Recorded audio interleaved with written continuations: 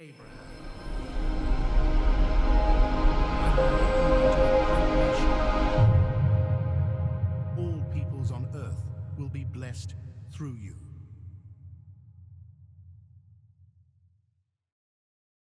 Remember this flag? It's a symbol we've used all the way through our verse-by-verse study of the book of Genesis. And simply put, this flag, it represents our heart. And when I'm talking about a heart, I'm not talking about your internal organ. We're talking about what the heart represents. Here's our definition for the heart and what it is. The heart is our deepest yearnings, our greatest desires. It's what we live for.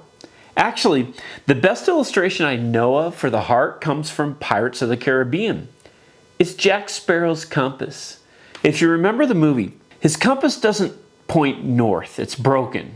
It actually isn't, but it just doesn't point north. It points to the thing that he desires most in the world. Well, that's your heart. The problem is that the world is fighting for our hearts. It's a non-stop onslaught of all the powers, treasures, and pleasures of this world, fighting for our heart's attention, warring to own our hearts, to build yearning and desire for whatever they're offering. The problem is, most of what the world offers, it's just empty and deadly, which leads to one of the most important questions we can ask. Who owns your heart? That's what the author of Proverbs was talking about when he warned, above all else, guard your heart, for everything you do flows from it. In other words, above all else, guard where the needle of your compass of your heart is pointing to for what you desire most. Because here's the point. We have a choice as to who owns our heart. First, we can give it to the world, and that's what most people choose. I mean, it seems easy, but we end up chasing everything the world offers, giving our hearts to empty things. And most people, what they want most and what they desire or who they give their heart to is to the world. Or we can give it to God. The second option, it's rare. Most people live their whole lives without discovering the wonder of who their heart was designed to seek. Which again brings up that question we all need to ask. Who owns your heart? So let's jump into Genesis chapter 22. Sometime later, God tested Abraham. He said to him, Abraham, here I am, he replied. Then God said, take your son, your only son whom you love, Isaac, and go to the region of Moriah. Sacrifice him there as a burnt offering on a mountain I will show you. So every mom or dad or anyone who has ever longed to have a child but can't, they have to cringe a little bit when we read this because of how precious children are. Here's a picture of my kids. This is from many years ago. And I've shared this picture before with you because it's so precious to my wife and I. Because it was our first family picture taken when our family was complete with all four of our kids. Well, here they are today, and they're all grown up and getting married and having babies of their own. When I look at these pictures, I know I'd do anything for them, and I love them with all my heart. Well, Abraham and Sarah, they felt the same way, if not more, towards Isaac. But remember, Abraham and Sarah, they had lived 100 years of their lives struggling with infertility. Abraham's greatest yearning, his greatest desire, where the arrow of the compass of his heart pointed, was to have a child, a male heir to inherit not only his earthly legacy, but the calling that God had given him. We focused on the last 25 years in which he had lived with that expectation that God had promised to give him that son, this child. And after years of faith and mistakes and suffering, God's promise had finally come true. And after all that, after decades of heartache and tears, God commands Abraham to take this child, this only son, to the mountains of Moriah and to kill his only begotten son as an offering to God? Why would God ask Abraham to sacrifice the very child who he had promised? Well, it's because God, he isn't concerned about our happiness. He's concerned with owning our heart. Well, who owned Abraham's heart? Was it God or was it his son Isaac? It's like God is asking, Abraham, who owns your heart? And I just want to pause and ask an obvious question here. So what's wrong with our kids owning our hearts? Isn't that a good thing? Well, there's nothing wrong with loving our kids. I mean, children, they're a gift from God, but that's not the question. The question is, who owns your heart? So what's wrong with our kids owning our heart? Well, remember our definition for the heart. The heart is our deepest yearnings, our greatest desires, what we live for. Well, here's a picture of a few things that can own our hearts. These are just a few things, not a comprehensive list, but these are pretty common, from our kids to our work, our career, to sports, to music, hobbies, or even to our significant other, to a husband or wife, or even a boyfriend or girlfriend. Well, if we take each one, for example, our kids, let's say that the flag of our heart, it belongs to our kids. Our kids they're not a bad thing. I mean, obviously not. I mean, children are a gift from God. The problem begins when our kids begin to own our heart and we begin to live for them instead of God. And I see this all the time, where the children become the center of a parent's world. It's who they live for. They sacrifice everything for their child. But the problem is that children, when they're the center of your world, well, their living in your home is a temporary thing. Eventually, they grow up. They leave.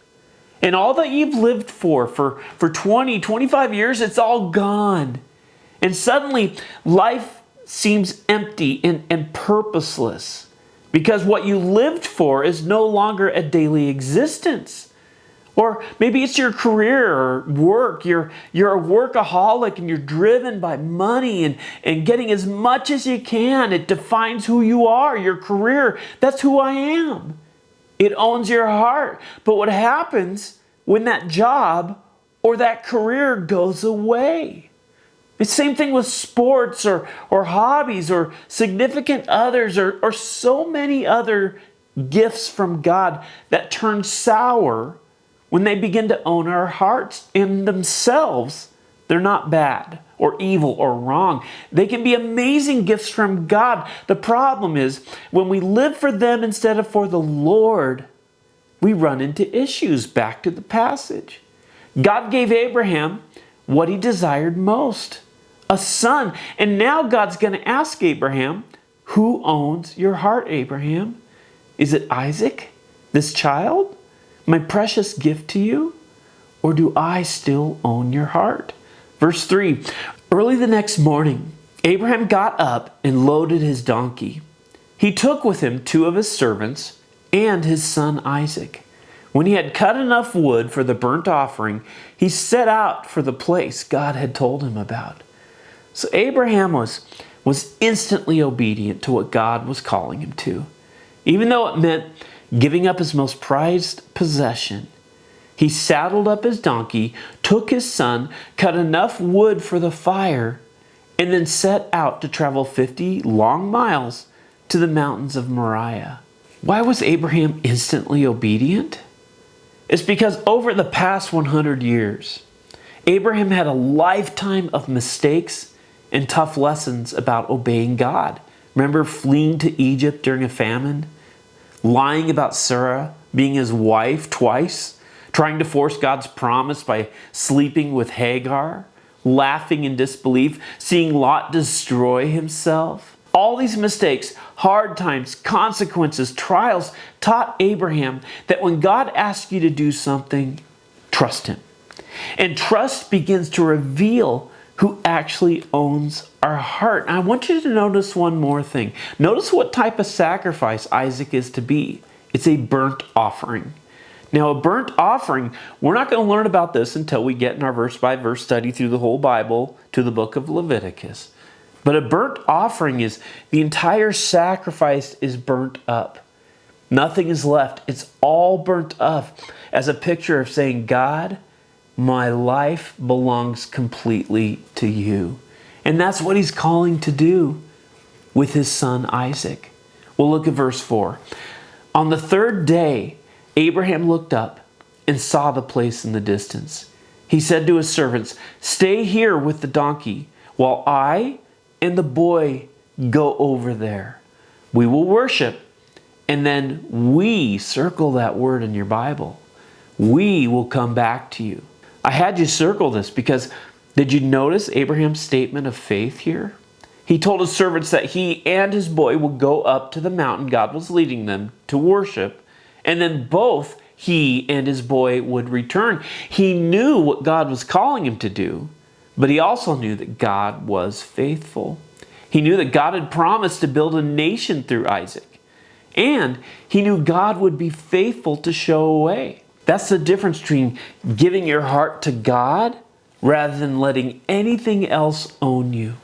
Because when anything else owns your heart, it's up to you to get it done with your kids. It's up to you to raise them and make sure they turn out right and successful. Or your career, if that's what you live for, then it's your future, your financial security. It's all up to your own hands, and you better get it right. Or if your marriage and relationships, if they own you, then it's up to you to beat the statistics. Your relational success will depend upon your own sheer willpower. It'll be up to you, which is why so many marriages end up in divorce. Because in our own strength, we're just not able to make it work. We need someone more powerful, someone who can own our heart and empower your marriage to thrive, not just survive. Because when you give your heart to God, it's up to him. It's his job, not yours. His strength, not yours. His way, not yours. Verse 6, Abraham took the wood for the burnt offering and placed it on his son Isaac. And he himself carried the fire and the knife. So he has Isaac carry the wood for the fire. But Abraham himself, he carries the knife and the flint, which is how he'd start the fire. Ready to do what God called him to, but trusting that God would show a way. Abraham knew that God would never kill an innocent son. Or would he? Abraham doesn't know this, but we do. Everything God is having him do, it's intentional. It's all on purpose and for a specific reason. God is having Abraham act out exactly what would happen to the Messiah, where God's own son, who was completely innocent, would be offered up as a sacrifice. As the two of them went on together, Isaac spoke up and said to his father Abraham, "Father?" "Yes, my son," Abraham replied. "The fire and the wood are here," Isaac said, "but where is the lamb for the burnt offering?" Abraham answered, "God himself will provide the lamb for the burnt offering, my son." And the two of them went on together. Can you see the connection to the cross? We know that the sacrificial system, of which this sacrifice was just the beginning, the first commanded sacrifice of the Old Testament. And it was an arrow pointing straight to Jesus, a father sacrificing his son, his only son, just like on the cross, because the wage of sin was death. If there was sin, someone had to pay that wage. Someone had to die. Well, the lamb would die in their place. Isaac understood this as a part of sacrifice. So here he is asking about where is the lamb. Can you imagine what was going on in Abraham's heart when his precious child asked him about the lamb? But who owned his heart? Isaac or God? We actually do know what was going on in his mind if he had to sacrifice Isaac. Is that God could raise him from the dead. How do we know this? Well, the author of Hebrews tells us in chapter 11, by faith, Abraham, when God tested him, offered Isaac as a sacrifice. He who had embraced the promises was about to sacrifice his one and only son, even though God said to him, "It is through Isaac that your offspring will be reckoned." Abraham reasoned that God could even raise the dead. And so, in a manner of speaking, he did receive Isaac back from death. Well, back to Genesis chapter 22, verse 9. When they reached the place God had told him about, Abraham built an altar there and arranged the wood on it. He bound his son Isaac and laid him on the altar on top of the wood. Then he reached out his hand and took the knife to slay his son. But the angel of the Lord called out to him from heaven, "Abraham, Abraham." "Here I am," he replied. "Do not lay a hand on the boy," he said. "Do not do anything to him. Now I know that you fear God, because you have not withheld from me your son, your only son." Question: did God ever intend Abraham would kill his son as a sacrifice? Well, obviously he would provide the ram. But he did intend to reveal who owned Abraham's heart. Don't miss this. Abraham did sacrifice Isaac, not by burning Isaac as an offering, but in worship through obedience. That's what God wants. If he truly owns our heart, we will obey. We say, "God, you're the boss. You're my Lord. You own my heart." Look at 1 Samuel chapter 15. Does the Lord delight in burnt offerings and sacrifices as much as in obeying the Lord? To obey is better than sacrifice. Did God own Abraham's heart, or did Isaac? Well, his heart, his worship was displayed through obedience. We know who owned Abraham's heart because of his obedience. Verse 13, Abraham looked up, and there in a thicket he saw a ram caught by its horns. He went over and took the ram and sacrificed it as a burnt offering instead of his son. So Abraham called that place, "The Lord will provide." And to this day it is said, "On the mountain of the Lord it will be provided." God called Abraham to make a sacrifice, and the Lord provided the substitution, a sacrifice to take the place of his son. And don't miss this. The ram, remember that's an adult lamb, an adult sheep. The ram whom God provided, with his horns caught in a thicket, took Isaac's place. A substitute died in the place of Isaac so that Isaac would not have to die. That's the gospel. The ram died so Isaac didn't have to.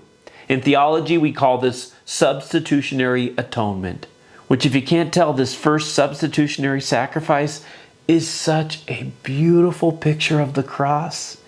Because guess where this happened? It's not on some random location or some nameless mountain in the Middle East somewhere. Because remember where God commanded Abraham to go. The mountain upon which to take his son, his only son, to be sacrificed. Well, here's a picture of this specific region of Moriah today. Obviously, it's Jerusalem. In fact, this is Mount Moriah, the most hotly contested piece of real estate on the planet, where the Jewish temple once stood, and upon which a third version will soon be built. Today, we call it the Temple Mount. This ram was the first animal to be sacrificed, but certainly not the last that would directly point to the coming Messiah, to Jesus. Because on this mountain, Mount Moriah, where the temple was built, and for the next nearly 1,000 years, every lamb and animal sacrificed here would point to the Messiah, point to Jesus. And in this region, this region of Moriah would be built the city of Jerusalem, the same city Jesus would die on a cross in, be buried in, and raised from the dead on a mountain called Golgotha or Calvary. In fact, read verse 2 again. Then God said, "Take your son, your only son, Isaac, whom you love, and go to the region of Moriah. Sacrifice him there as a burnt offering on one of the mountains I will tell you about."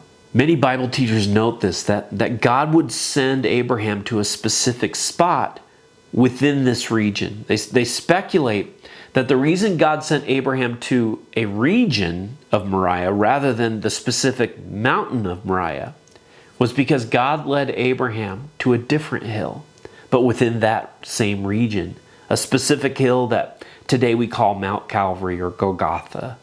That Abraham was called to sacrifice his one and only son on the very spot upon which 2,000 years later, God the Father would give his one and only son to die in our place, to substitute his life for ours, so that whoever believes in him would have everlasting life. And what a beautiful wonder. But remember, when this chapter began, Abraham had no idea what was happening. But God did. God had a wonderful, glorious plan to display the whole plan that he had for Abraham's offspring. A stunning picture of the cross, a stunning picture of the gospel, a type or a prophetic picture of the sacrifice of Jesus through his son Isaac and a substitutionary ram. So back to our original question. Who owns your heart? Well, maybe a better question is, who owns your Isaac? Do you own your Isaac, or does your Isaac belong to God? The answer to this question, it'll reveal ultimately who owns you. If you were to plant a flag next to the biggest Isaac in your life, the thing it's most important to you, your kids, your work, your family, your hobbies, or relationships, where would you plant it next to? Well, maybe instead of allowing something or someone on earth to own you, to plant a flag there, maybe a better, wiser choice is to lay that Isaac down. To lay down your flag, to surrender your children to the Lord, or your work to the Lord, your finances, your future. Just lay it down and say, Lord, my family, my life, my future, it's not in my hands. It's in yours. I lay down my Isaac and I surrender him to you.